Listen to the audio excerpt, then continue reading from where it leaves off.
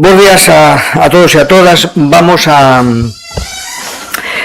iniciar unha vez máis, un luz máis, a esta rolda de prensa seguinte a Xunta de Goberno que vimos de celebrar. Hoxe sí que é unha Xunta de Goberno pois importante en canto a cuantía do diñeiro dos fondos mobilizados.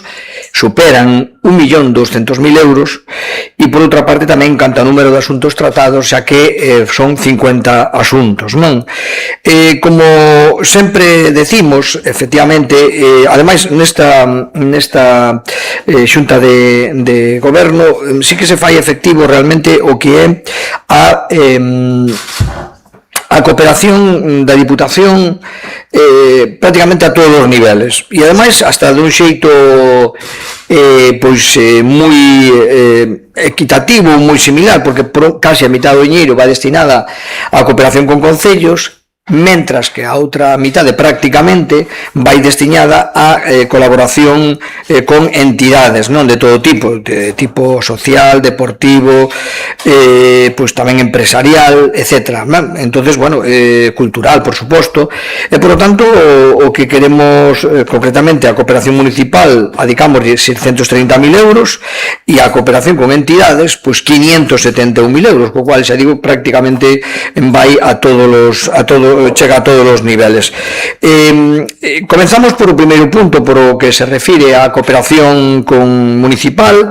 O primeiro gran bloque destas acordos fai referencia a acordos que teñen como destinatarios fundamentalmente os concellos desta provincia.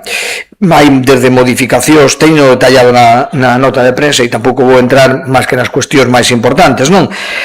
Como decíamos, son 630.000 euros, van desde modificacións do Plan Cooperou a petición dos concellos sobre o obxecto dos mismos, a outros acordos que están destinados a mellorar as infraestructuras, a reforzar os servicios públicos e tamén a apoiar proxectos estratégicos nos concellos.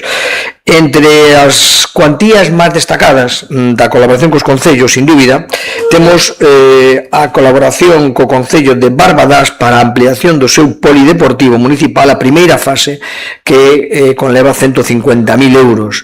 Logo tamén, para o Concello de Monterrey, a cooperación por un arranxo da vía pública na Madalena, 40.000 euros, ou co Concello de Manzaneda, para o mantemento da estrada de Cima de Vila, tamén con 31.500 euros.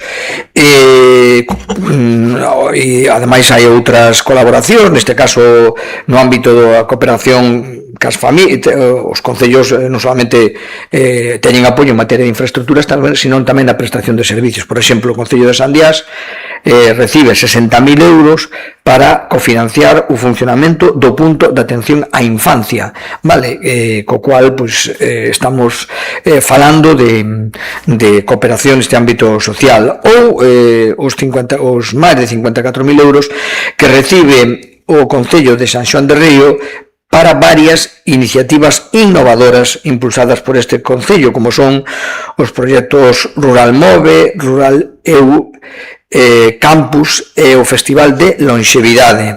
A estas actuacións súmanse outras destinadas á elaboración do Plan de Incendios de Ríos, o mantemento de instalacións deportivas municipais e a organización de actividades deportivas locais en distintos concellos da provincia. Quero resaltar tamén outro bloque de axudas aos concellos que son titulares do servicio do GES, dos GES. Estes servicios, como saben vostedes, fundamentais para garantizar a seguridade e a atención cidadán no medio rural, destinamos 40.000 euros a cada concello. Este vai ao marxen da participación do convenio que temos ca Xunta de Galicia e cos propios concellos para cofinanciar o funcionamento destes servicios municipais.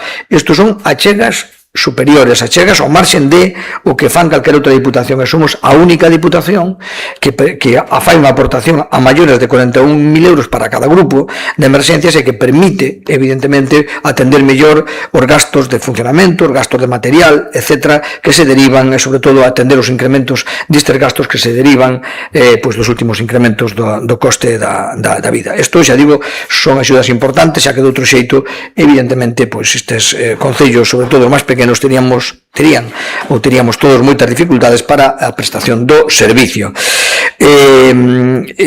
Ademais tamén saben vostedes que ademais destas líneas específicas de apoio ao funcionamento do burgués os que acabo de referir, tamén hai unha aposta decidida pola seguridade, tamén financiando as agrupacións ou gastos de funcionamento das agrupacións de protección civil, ademais de, por suposto, o Consello Provincial de Bombeiros, que depende desta deputación. O segundo gran bloque dos acordos fai referencia aos acordos con entidades de distinta naturaleza, sociais, deportivas, empresariais e culturais, de promoción territorial, que contribuyen diariamente a desenvolver a nosa provincia.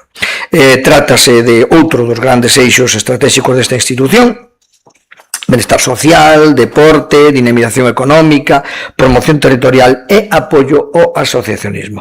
Concretamente, facemos unha diversificación ou unha disección das distintas, unha concreción por áreas, e así en política social, en atención ás persoas, aprobamos 50.000 euros para a Asociación Aixiña, ou 25.000 euros para o proxecto Home Galicia da Fundación Monte do Gozo, ou 24.000 euros para a Asociación Recreativa As Burgas, destinadas á renovación de cámaras do seu servicio residencial.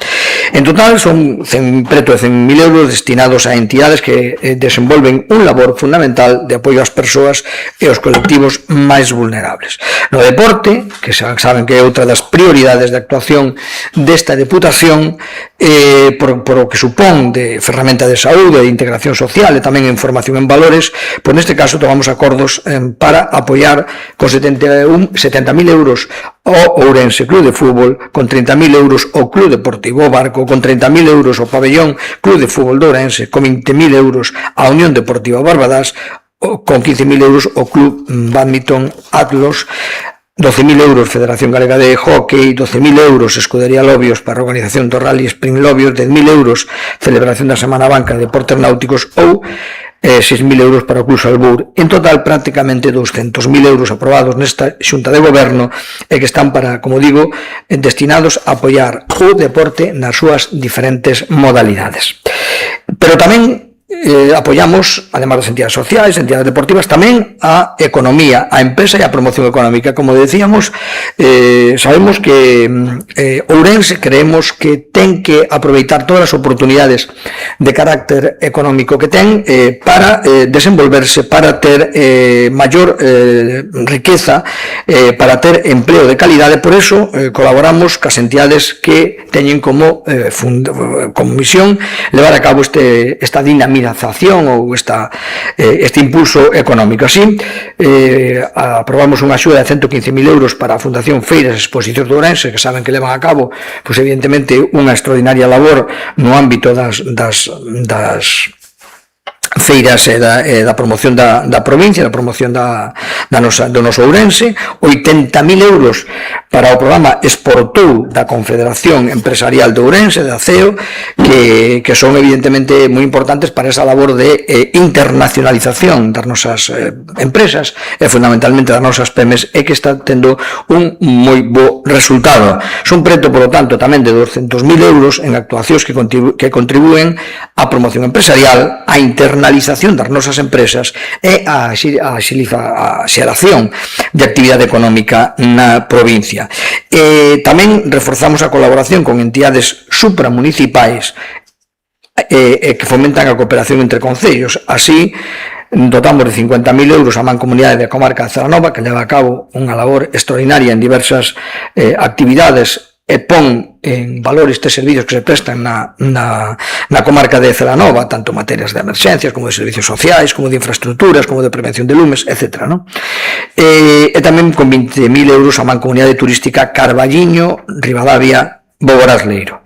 En canto a cultura e ao patrimonio, porque, insisto, creo que prácticamente non deixamos aspectos sin tocar, falamos de concellos en as súas diferentes modalidades de axuda, falamos de entidades sociais, entidades deportivas, entidades culturais, de entidades que teñen como finalidade a promoción da economía. E agora falamos tamén da cultura e o patrimonio, como non pode ser de outra maneira. Neste apartado apoiamos iniciativas vinculadas á conservación e difusión do noso patrimonio cultural e identitario. Apoiamos ao funcionamento do Museo da Limia con 12.000 euros e a Asociación Beiracense Daniel Prado Lamas.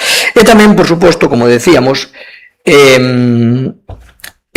moi importante que a administración flúa, a administración funcione con total naturalidade e con total previsión para sacar adiante pois asuntos efectivamente de organización que son necesarios e que adoptar e que prestan un gran servicio á sociedade. Por exemplo, aprobamos as bases e a convocatoria das bonificacións ás entidades que utilizan as instalacións do Paco Paz na vindeira temporada. Tamén aprobamos a programación do curso 26-27 e fixación dos precios públicos na Escola Provincial de Artes e Oficios, que está a tope de matrícula, na Escola Provincial de Gaitas, que ten unha longa historia e fai un excelente labor, e no Centro Cultural Popular Xaquín Lourenzo. 3 entidades do ámbito da cultura, 3 entidades que dependen da Deputación e que axudan a manter ese tecido cultural, ese tecido de ensinanza. Tamén tomamos acordo de carácter administrativo como a necesaria coa tramitación da asistencia técnica para a execución dos planes de actuacións integrada de Valdeorras e de Ourense Sur. E, por último, tamén no ámbito da cultura, aprobamos a fixación dos precios públicos de 2 publicacións incluídas dentro do plan de publicacións da Deputación de Ourense. Trátase de edición en castelán da obra Paso a Paso pola Vía da Plata, el Camino Mozárabe, na provincia de Ourense, e, por outro lado, Osmo, Concello de Cenlle, estudo para a intervención no medio rural. Ambas obras, xunto con outras, forman parte da aposta da institución provincial pola divulgación do patrimonio cultural, histórico e territorial da provincia, pola posta en valor do traballo investigador e documental promovido dende a Diputación. En definitiva, a Xunta de Goberno de hoxe permite mobilizar máis de 1,2 millóns de euros, que sería un dato xa de por sí importante, pero que se además o diseccionamos ou desagregamos, nos permite efectivamente acreditar que seguimos fortalecendo os servicios municipais, que seguimos apoiando as entidades que traballan diariamente pola provincia e avanzar nun modelo de cooperación útil, próximo e eficaz, que ten como único obxectivo o mellorar a calidade de vida dos nosos veciños, de toda a provincia. Falamos de investimentos que chegan a todo o territorio, como ven, da nosa provincia, e que responden a prácticamente todas as necesidades moi diversas, como decimos, cun mesmo objetivo, que vivir en calquera concello da provincia de Ourense sexa cada vez máis doado e sexa cada vez mellor. En canto ao contido da Xunta de Goberno, nada máis por a miña parte, e quedo á disposición de todos vostedes para as apreciacións que me queiran facer respecto desto ou de calquera outra cuestión que gusten preguntar. Bo día, presidente. Bo día. Quería comezar un pouco polo tema do transporte público. Temos por unha banda xa adxudicado a concesión do transporte urbano na cidade. Cree que isto por fin desbloqueará a situación do metropolitano, e por outro temos anunciadas as novas liñas de autobús, a conexión coa Gudiña. Non sei se podría facernos unha valoración destes dous asuntos. Perfecto. Moi ben, pois respecto do transporte público na cidade, no contrato de autobuses, do transporte municipal, por fin, despois de tantísimos anos, creo que recordar que leva 11 en precario, pois por fin o procedimento administrativo chegou ao seu fin e hai unha adxudicación. A adxudicación que evidentemente temos é unha adxudicación responsabilidade do goberno municipal, é unha adxudicación que efectivamente entendo que é suxeita con todas as garantías, porque xa tamén observamos que hai algunha empresa concesionaria que manifesta algunha dúbida respecto dos mesmos. Para iso, obviamente, están os procedimentos administrativos e xudiciais para calquera desacordo, para resolver calquera desacordo que se podía producir na mesma. Punto primeiro. Punto segundo. Efectivamente, isto pode influir positivamente no transporte metropolitano? Claro que sí. Claro que sí, porque un dos problemas que tiñamos era que con un prego de concesión anticado, no que non antiguado, non, no que non había esa previsión de salir fora das vías do que o casco ou do que o termo municipal do Concello de Ourense, dificultaba evidentemente esa posible extensión de líneas da que estábamos falando. É certo que se buscou nese programa piloto un resquicio en base a unha bolsa de horas que había e iso permitía no proxecto piloto facelo, pero evidentemente está claro que este novo contrato permite. Así que nós vamos a seguir como sempre. Nós no transporte metropolitano a Diputación deu un paso adiante, non solamente para actuar como observador, senón que actuar como protagonista, liderando efectivamente esta implantación, convocando a reunións, preparando o maior material posible e facendo de interlocución e de unión entre os concellos e o Concello de Ourense. Recordamos que ahora mismo o Concello de Ourense ten a contestación, efectivamente, e ten sobre a súa mesa as liñas, a extensión das liñas, as paradas, totalmente predeterminadas para tomar un acordo para continuar avanzando neste proceso que deseamos que sexa o mellor posible. A ver, sabemos das dificultades do mesmo e non queremos contribuir a crear máis falsas expectativas, pero temos que ser capaces de que pese as dificultades administrativas e de todo tipo que ten o transporte metropolitano, é un obxectivo da ciudadanía do contorno de Ourense e de Ourense capital ter este transporte metropolitano. Entón, os políticos temos que estar á altura do que nos demanda a sociedade e, por tanto, facer cada un o noso traballo, facer cada un as nosas aportacións e, por suposto, por a Diputación nunca vai a quedar. A Diputación, insisto, colleu a coordinación, colleu o liderazgo de implantación e tamén vai a estar na parte económica da axuda aos concellos, por suposto que vai a estar. Así que esperamos a contestación do Concello de Ourense e a partir de aí seguiremos avanzando neste programa piloto que esperamos que se instaure e que logo sexa o punto de partida para a instauración definitiva do transporte metropolitano que, insisto, nos demanda toda a sociedade. Isto respecto á primeira pregunta. Segunda pregunta, a modificación feita por a Xunta respecto dos horarios e das frecuencias do transporte público na Gudiña relacionado ca estación de ferrocarril da Gudiña en relación cos novas liñas ou cas novas paradas dos trens que van a Madrid. Evidentemente, eu quero felicitar a Xunta de Galicia porque é unha administración que, lóxicamente, ten que fixo que ten que facer unha administración que non é outra cousa que escoitar e estar atenta ás demandas dos veciños. E como queira que houve unha modificación de horarios e de paradas, evidentemente que nos venderon como un gran avance o que foi unha recuperación prácticamente do que nos quitaran e aínda así nos deben, pero bueno, o tema é que, obviamente, hai unha recuperación e, por tanto, hai un beneficio e o que fixe a Xunta de Galicia é adaptar precisamente o transporte público a esos novos horarios, a esas novas frecuencias e que facer, efectivamente, posibilitar esa viabilidade, esa conexión entre os puntos de origen, fundamentalmente a Verín e tamén a zona de Valdeorras e Viana do Bolo, para que a xente poida aproveitar esas novas frecuencias. Por tanto, eu quero felicitar realmente a Xunta de Galicia por a rapidez na resposta dada ante ese feito novo e, ademais, aproveito porque hai unha moción que vamos a levar ao pleno do venres que eu creo que deixa de ter prácticamente vixencia porque pedía precisamente esa adaptación e esa adaptación xa ven de producirse, co cual entendemos que esta moción non ten moito sentido.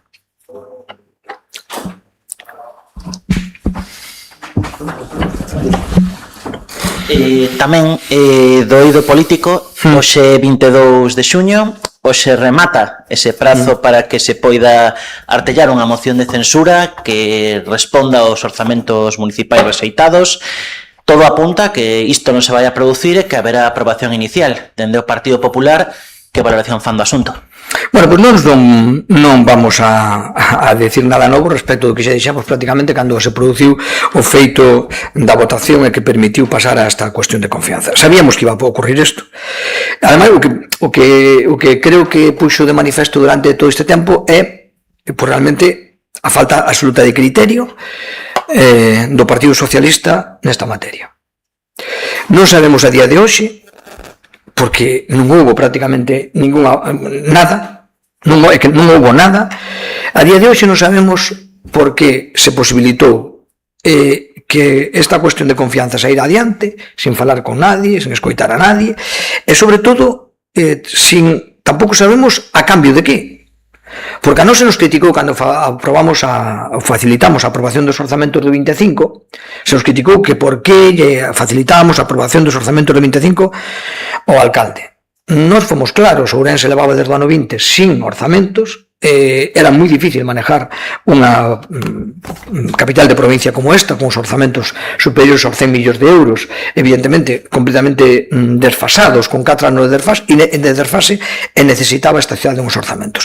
Nos entramos nunha negociación, e efectivamente, gracias a esa negociación, puxemos unha serie de condicións enriba da mesa. Puxemos o pago a proveedores, que sigue sendo un dos grandes problemas que sigue tendo este Concello, e que, bueno, se dá esa insólita resposta como Castro Alcalde anima aos proveedores a demandalo no xulgado, unha cousa absolutamente inédita, en lugar de resolver o problema administrativo, o que se dedica é a incitar os proveedores, aos que se encargan os servicios, a que logo cobren a través do xulgado. Eu nunca vin semejante cousa, que creo que nin eu, nin nadie viu semejante cousa. Bueno, pero nós, naquele momento, efectivamente, habilitamos crédito para que se poderan pagar aos proveedores, que naquele momento xa eran moitos, para que se poderan actualizar as nóminas de funcionarios e poderan facer o proceso de estabilización, para gastos sociales e tamén para unha relación de obras que fixemos nun anexo que, son recordo, superaban as 20 obras, moitas das cuales están en execución. Bueno, gustou máis ou gustou menos, nos dixemos o día anterior, fixemos unha roda de prensa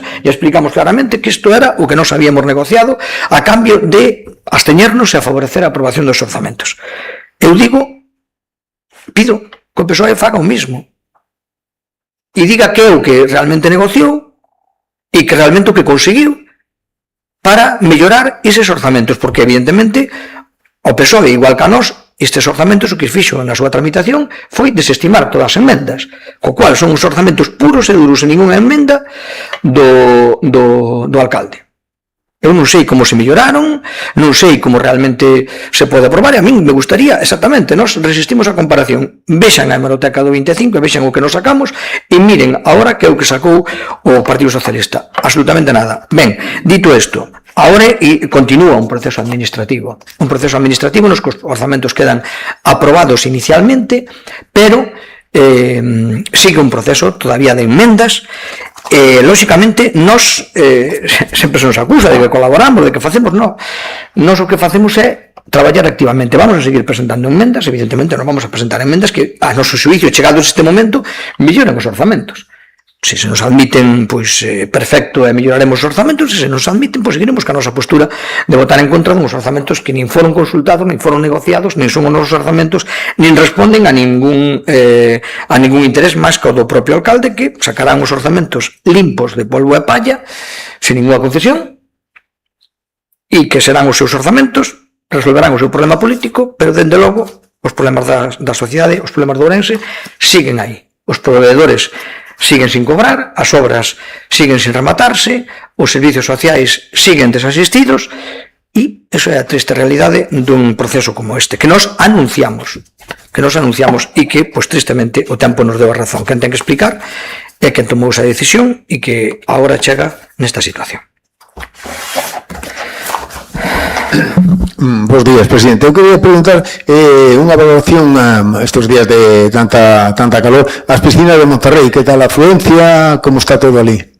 Bueno, pois a verdade é que as piscinas abriron o venres, e eu, que son veciño da zona, lóxicamente me pasei varias veces por ali, porque, bueno, me coincidiu, fago coincidir, e a verdade é que foi moi boa, coincidiu con un episodio de temperatura moi alta, que a necesidade, por tanto, de ter un lugar de esparcimento e de ocio e de refresco nestes momentos, e a verdade é que foi moi boa, non solamente por os veciños de aquí, sino que se empeza a constatar algo que creo que ademais vai a ser xa totalmente constatado este verán, que esta instalación é unha instalación moi beneficiosa para a nosa provincia. non se trata dunha instalación local. E por que o digo? Digo porque cada día se achegan máis excursións organizadas, cada día hai máis autobuses, hai máis colectivos que veñen como excursións organizadas de outros puntos de Galicia e se achegan ali, co cual se vai cumplindo aquilo que dixemos de que eran unhas instalacións punteiras e unhas instalacións que realmente atraen xente e turismo de fora da provincia. Por lo tanto, nos parece moi ben. Ademais, seguimos con total intensidade, eu sigo con total intensidade as obras que van a incorporar esas novas instalacións que xa van a ser unha realidade este ano, ainda que non foron agora en xuño, serán en xullo, e en xullo en onde se incorporarán esas novas atraccións, unhos grandes tobogáns que superan con moitísimo realmente os que hoxe xa prestan un servicio moi bo, e despois ese factor diferencial como é esa piscina de Río Lento, que é algo realmente chamativo, diferenciador xunto cos tobogáns de gran adrenalina, que van a darlle máis entidade ao parque, por suposto vai a promover a atracción de máis persoas e demais, además da zona do parque de multiaventura, que sabemos que vai destinada non solamente á prestación dunhos servicios a maiores, que é dicir, onde os nenos además de bañarse poden xogar nestas instalacións de multiaventura, sino que ademais van a desestacionalizar o uso do parque, e esa parte evidentemente vai quedar durante todo o ano moito máis alá do que é a vida, vamos, do verán, co cual eu fago unha reflexión que me gustaría que todos fixéramos, porque probablemente eu como persoa moi implicada nesa zona e como responsable político creo que debemos poñer en valor. Miren, o parque, tal como está concebido nos 2 anos de existencia, tuvo unha asistencia, unha media de asistencia de 90.000 usuarios cada ano. Cunha particularidade, o primeiro ano tuvo 100.000 e o segundo tuvo 80.000, pero que o segundo, que foi o ano pasado, dende o 12 de agosto, cando ocorriu a vaga de incendios, prácticamente pechou o parque. E, por lo tanto, mermou moitísimo esa media, que podíamos falar que houbera sido igualmente, houbera chegado perfectamente aos 100.000 ou incluso superado os 100.000 no ano pasado. Fíxense vostedes do que estamos falando. Unha provincia de 300.000 habitantes é capaz de captar un tercio da súa poboación nunha instalación. 300.000, 100.000. Este ano entendemos que o parque consolidado, como está, xa cun cartel de parque, pero ademais con todo o que vai incorporar, a pouco que suba, que vai subir, lóxicamente, porque as instalacións novas van a supoñer un cambio, un aforo de pasar de 2.500 a 4.000 persoas o aforo. Outro dato moi importante, prácticamente duplica, co cual non digamos que vai a chegar aos 200.000, pero só que chega a 130, 140.000 persoas, estaremos falando de que captaría esta instalación a mitade casi da poboación da provincia, dos habitantes da provincia. Bueno, evidentemente eso reflexa, creo que a utilidade desta instalación, ademais, volvo a decir outra cuestión que me parece importante, porque aquí a cuestión é poñela toda en contexto. Isto revaloriza a zona na que está ubicado, está na Ribeira Sacra, é no concello de entrada da Ribeira Sacra. Hai moita xente que pode plantearse unhas opcións de vacacións donde, ademais da visita aos monumentos, ademais da visita a todo o patrimonio natural, gastronómico e tal, teña unha opción, sobre todo cando ten familias que teñen nenos, teña unha opción para pasar un día ou 2 días neste parque en plena porta da Ribeira Sacra. Eu creo que realmente é unha instalación que os datos que acabo de dar son obxectivos, non os invento eu, son as entradas que se venderon e, por tanto, as previsións que fago son, creo que razonablemente normais e, por tanto, eu creo que podemos estar ante unha gran instalación que temos que seguir millorando, porque é unha instalación que, eu digo, unha instalación que nos aporte 130, 140.000 persoas ou 150.000 persoas ao ano. Estou falando da temporada estival, non estou falando do resto da temporada, porque aí tamén, eu digo que aí tamén temos outra inversión que acaba de ser moi importante. E eu creo que cando nos lamentamos a veces das cousas que non ten Ourense, tamén temos que poñer en valor as que ten. Por exemplo, a remodelación das pistas Josefina Salgado, as pistas de atletismo e a homologación das mismas con carácter nacional están atraendo moitísima xente, moitísimos campeonatos. Cada fin de semana hai ali 1.000, 1.500, 2.000 ou o cheo que houve co campeonato sub-16 de España. Por lo tanto, creo que son moitísimas, non viñeron as 17 comunidades autónomas a competir aí. Eu creo que evidentemente estamos nunhas instalacións onde a inversión vai a revertir positivamente no territorio. O día que viñeron as delegacións do campeonato sub-17 foron a dormir algúns a Xinzo e a Celanova porque tiñan agotado todo o que había aquí alrededor, co cual influyen moitísimo no entorno. Vale. Máis cousas? Bueno, se permíteme máis... Sí, sí. Vamos, tales poucos non vamos a cortar. Que valoración fai das recén rematadas festas da cidade? Bueno, eu creo que a estas alturas facer unha valoración positiva é engañarse, non? Eu non vou entrar en cifras de persoas. Eu creo que, sobre todo, falaría de sensacións e falaría de un pouco de tendencias, efectivamente. Un pode ter un montón de xente, porque traes unha actuación pois moi concreta para a xente, pero eu que boto de menos é realmente que esas varias cuestións. En primeiro lugar, que sexan as festas da cidade. Eu creo que non se viviron como tal, máis alá da xente que foi aos concertos porque lle gustaban os artistas. Eu creo que non houve esa sensación global de festas de cidade. Eu creo que se debía pois ter, como ao meu xuicio, non? Implicar, evidentemente, na maioría a cidade, diversos puntos da cidade. O Casco Vello tiña que ter, pois probablemente, a meu xuicio, algún tipo de atractivo para que a xente o visitara, pois podíamos ser postos, efectivamente, de artesanía ou de comida, etc., como se tiñan posto outros anos, e, por suposto, pois unha programación, pois que eu entendo moito máis alá de 4 concertos.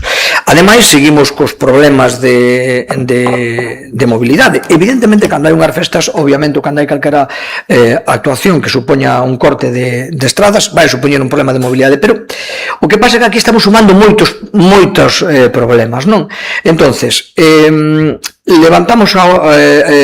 suprimimos a hora, non temos establecimentos disuasorios, dificultamos o establecemento no centro.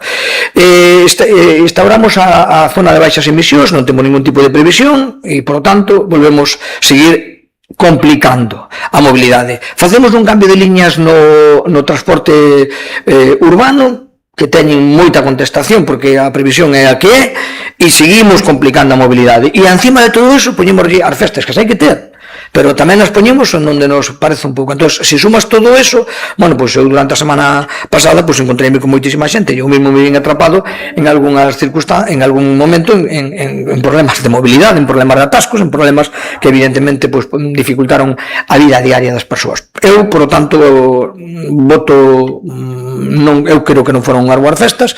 Creo sinceramente que máis alá dos concertos, que eu non vou a entrar evidentemente a discutir e que me parecen ben e que a mí me parece perfecto, eu creo que debíamos ter outro concepto de festas patronais ou un concepto que fora máis alá dos concertos e que afectara o que é a vida diaria, que nos implicara en diversas actividades. Eu voto unha programación cultural ligada ás festas culturais, ás festas patronais, voto mellor unha competición deportiva ligada a esas festas, en fin, unha programación máis multidisciplinar das festas, evidentemente máis alá dos concertos e, por suposto, pois as inconvenientes que, sobre todo en materia de mobilidade, yo que son os ciudadanos, derivados das propias festas e, sobre todo, de outras decisións anteriores que non se toman co criterio que debían tomarse.